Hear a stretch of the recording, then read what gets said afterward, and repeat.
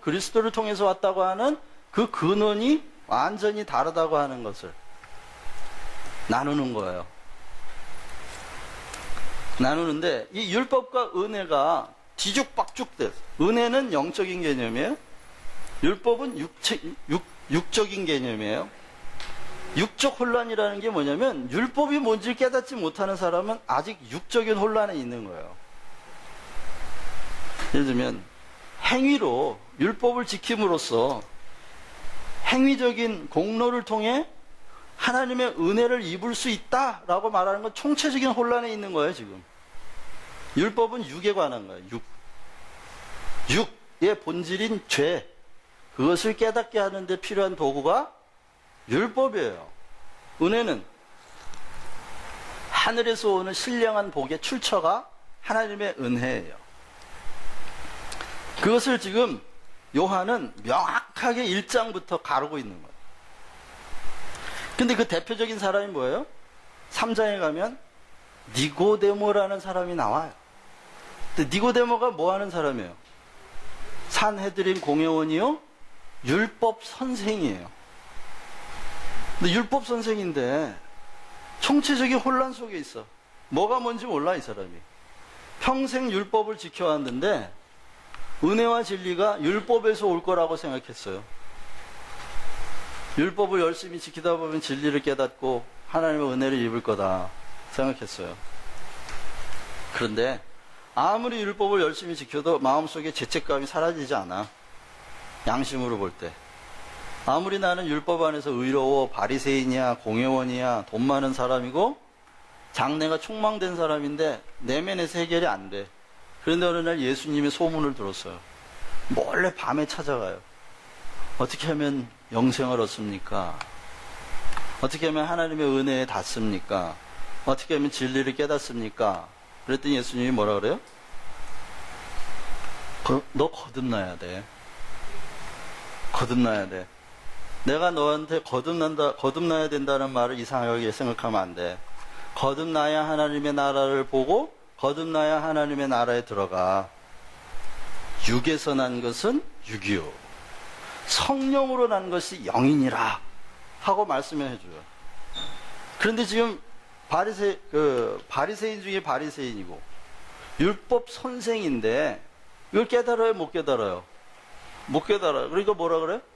어떻게 거듭나는 거예요? 엄마 뱃속에 다시 들어가야 돼요? 이렇게 물어요. 그러니까 예수님이 이런 한심한 놈. 너는 율법의 선생이면서도 그걸 못 깨닫냐? 지금 니고데모라는 사람을 통해서 영적, 육적 혼돈에 쌓여있는 사람이 누군가를 이제 대표적으로 보여주고 있는 거예요. 율법이 뭔지 은혜가 뭔지도 몰라요. 전혀 개념이 세워져 있지 않는 거야. 그러니까 눈에 보이는 대로 생각하는 거죠. 거듭나야 돼. 그러니까 뱃속에 다시 들어갔다 나와야 됩니까? 이렇게 생각해요.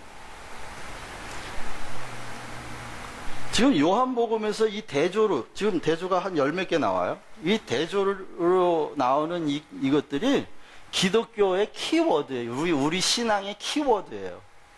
이런 개념들이 여러분 안에 하나하나 다 세워지면 성경이 너무너무 재밌는 책이 돼요. 너무 재밌어요. 성경이 물론 뭐 그렇다고 눈이 밝아지고 어느 날 뭐 100% 깨닫는다 이런 게 아니에요. 저도 지금도 성경을 열면 캄캄해요. 순간의 그 캄캄함, 어두움, 내가 어둠 속에 있다는 걸. 날마다 새벽기도 말씀 전해야 될 때마다 캄캄해 또. 또 무슨 말씀을 주님 2시간 3시간 기도를 해야 참 비치고 그제서야 또 네 순종하겠습니다. 그리고 또 말씀 전하는 거예요. 뭐 늘 이렇게 눈이 열려서 다닌다 그런 얘기가 아니고요. 그런 개념들이 하나하나 깨달아져야 성경을 보면 성경이 해석이 되고 성경이 해석되면서 비로소 하나님의 뜻과 의지와 성품과 생명과 나라 이런 것들을 조금씩 찾아낼 수가 있는 거예요. 그래서 지금 오늘 굉장히 중요한 성경 공부를 하는 거예요. 여기 지금 제가 적어드린 이 대조들만 매일 하나씩 묵상하면서 그걸 개념을 잡아가시면 개념을 잡는다는 얘기는 언어를 배우는 거하고 아주 똑같아요. 제가 제가 와가지고 원어민들이 얘기하는 걸 가만히 들으니까 한국 사람들은 오브리가두를 다 이렇게 오브리가두 이러더라고. 오브리가두. 근데 원어민들은 그렇게 안 해요. 어떻게 하는지 아세요? 오브리가드. 오브리가드. 다 오브리가드. 그런데 한국 사람만 오브리가두. 아니, 여기서 30년을 사셨던 오브리가두 그래요. 그는 뭐냐면 포의 개념에 지금 포라고 하는 언어의 개념에 안 들어가게 계시는 거예요. 왜 오브리가두냐? 포어는요, 악센트를 항상 맨 뒤에 모음에서 두 번째, 거기에 악센트를 가게 돼 있어요. 이중 모음이거나 아니면 악센트 표시가 특별히 있지 않으면 언제나 맨 뒤에서 두 번째 모음에 악센트를 줘야 돼요. 그래야 잘하는 것처럼 들려요.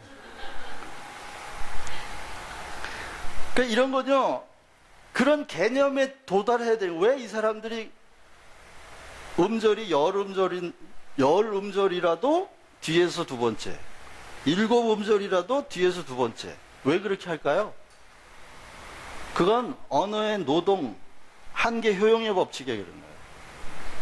가장 쉽고 힘을 덜 들이면서 말을 하려고 하는 그 본능적인 습관에 의해서 맨 끝에서 두 번째 음에 악센트를 넣는 거예요. 야, 이거 비싼 강의 하네, 오늘.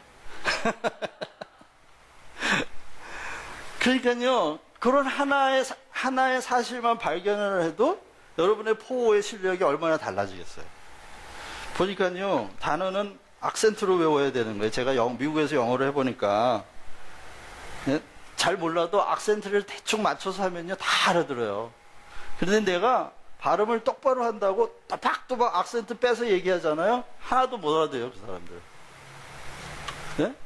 예를 들면 제가 처음에 미국에 가가지고, 맥도날드 어딨냐고. Where is 맥도날드? 그랬더니, What? 그래요. 못 알아들어요. 근데 나중에 옆 사람이 딱 물어보는데 뭐야? 맥다너. 그래야 알아들어요. 아, 맥다너. 이러면서 알아들어요. 맥도날드 못 알아듣습니다. 그럼 정확하게 발음 안 해도 돼요. 맥다너 이러도 알아들어요, 다. 포어도 마찬가지예요. 여러분, 악센트만 잘 듣고 그 악센트만 딱 발음하면 다 알아둬요, 대충. 제가 영어를 해보니까 그렇더라고요. 그래서 그러니까 개념에 도달한다는 건요, 그렇게 반복적으로 듣고 분명히 뭐라 그러셨냐면 믿음은 들음에서 난다 그랬어요. 들음에서 나는데 언어도요, 들음에서 믿음이 생겨야 말을 하게 되더라고요. 자기가 내가 알고 있다는 믿음이 생겨야 그때 말이 나오는 거예요. 똑같아요. 영적인 개념도요, 계속 반복해서 묵상해서 어느 날 믿음이 와. 아, 이런 거구나. 깨닫고. 그때 개념이 세워지면 그런 율법이 뭐고 은혜가 뭐고 이런 개념들이 믿음으로 세워지는 거예요. 그러고 나면 성경에 저절로 해석이 돼요. 자기도 모르게 저절로 해석이 돼요. 성경이 해석되는 수준이 돼야만 하나님의 뜻을 거기서 발견하는 거예요. 제가 오늘 그림이 재밌게 생겼죠? 네? 제가 일부러 이렇게 그렸어요. 멋있기도 하지만 왜 그랬느냐? 성경을 공부한다는 건요, 여러분. 성경을 공부한다는 건 성경 공부하는 현장에서 깨닫고 알아듣는 게 그 순간에 양식이 되는 사람도 있지만 대부분은 안 그래요. 대부분은 성경을 공부하는 건 뭐냐? 우리 의식 속에 영적인 영적인 거미줄을 치는 작업이에요, 지금. 거미가 여러분 거미줄 쳐놓고 어떻게 하고 있죠?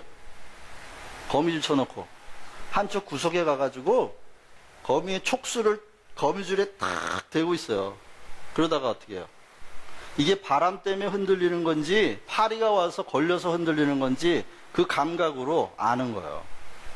그 떨림이 오면, 잘 들으세요. 이게 다 의도적으로 하는 말이에요. 떨림이 오면, 그 떨림, 그 진동, 그 감동이 오면 쫓아가가지고 가서 확인해요. 이게 뭐지?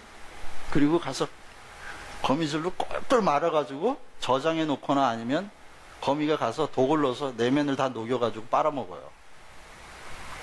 그런 것처럼요, 성경 공부를 한다는 건 여기서 여러분들 뭘 드시고 가는 게 아니에요. 이거는 우리의 마음과 의식 속에 거미줄을 쫙 치고 가는 거예요. 그럼 거미줄 쳤으면 어떻게 해야 돼요? 촉수를 그 거미줄에 들이대고 그 감동이 올 때까지 기다려야 되는 거예요. 24시간. 24시간 여러분의 감각을, 영적인 감각을 거기다 걸고 기다려야 되는 거예요. 그러면 골프 치다가도 걸려요. 뭐가? 집에서 청소하다가도 뭐가 걸리고요. 장사하다가도 뭐가 걸리고, 그렇게 해서 하나님이 우리를 먹이시는 거예요. 만약에 우리가 성경 공부하는 자리만 영적인 양식을 먹는 자리라 그러면, 성경 공부 안 한 사람들은 그러면 하나님 굶겨 죽이시나요? 아니에요. 그런데 어떤 사람은 이 거미줄이 촘촘하고 큰 사람이 있는가 하면 그냥 몇 줄 대충 걸어놓은 사람이 있어요. 그럼 파리가 이게 뭐야? 안 걸려, 안 걸려. 걸리는 게 없어요. 그러니까 성경을 많이 안다, 묵상을 많이 했다.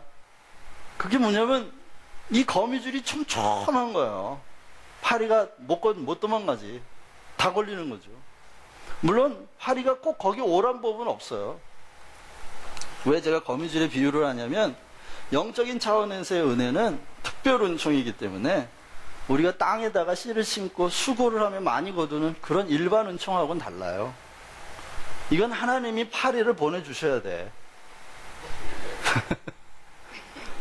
그만큼 영적으로 우리는 수동적일 수밖에 없다는 거예요. 그냥 기다리는 수밖에 없어요. 하나님이 그 은혜가 찾아오기를 기다릴 수밖에 없는데, 아무것도 안 하고 그냥 기다리는 사람한테는 안 걸린다고. 그게 거미줄을 쳐놓고 기다려야 되는 거예요.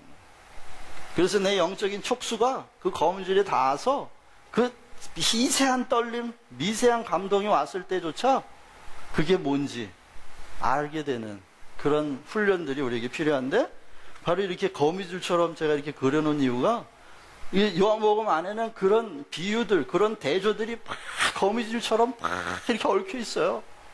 그런 것들을 하나하나 세심하게 이렇게 뜯어보면서 이렇게 써본 거예요. 제가 한 번씩 써본 거예요. 율법과 은혜, 율법이 뭔지 모르는 사람은 육적인 혼돈에 빠져 있는 거고, 은혜가 뭔지 모르는 사람은 영적인 혼돈에 빠져 있는 거예요. 그 다음에 물세례와 성령 세례, 세례 요한의 사역과 예수님의 사역, 그런 걸 대조하고 구분하고 있어요. 육과 영에 대해서, 육에서 난 것은 다 육이요, 성령으로 난 것은 영이다.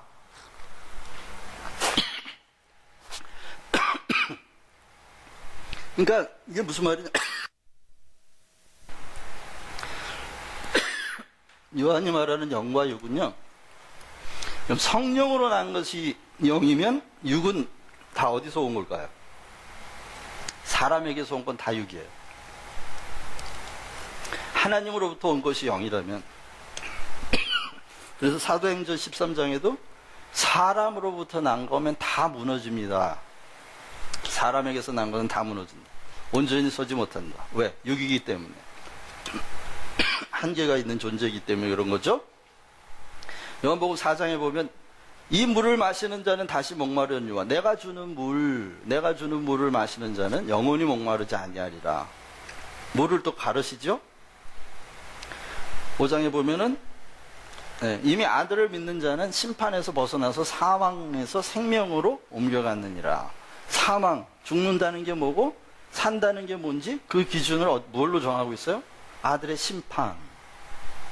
뭘 가르고 있죠? 생명의 부활과 심판의 부활이 있다는 걸 또 5장에서 얘기하세요. 부활이 다 같은 부활이 아니라는 거예요. 분명히 가르고 있죠? 믿고, 아들을 믿고, 어느 날